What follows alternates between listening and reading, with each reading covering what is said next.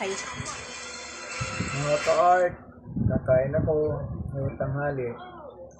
Meron ako dito brown rice, broccoli, ano ba tawag dito? Lettuce, at meron akong avocado. Yan, lapu-lapu. So yun ang ating tanghalian ngayon. Para medyo lumakas tayo. Tikman nga natin.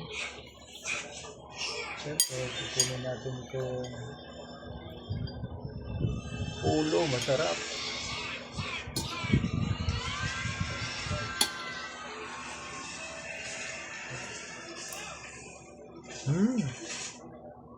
Sarap. Sarap na pagkaluto.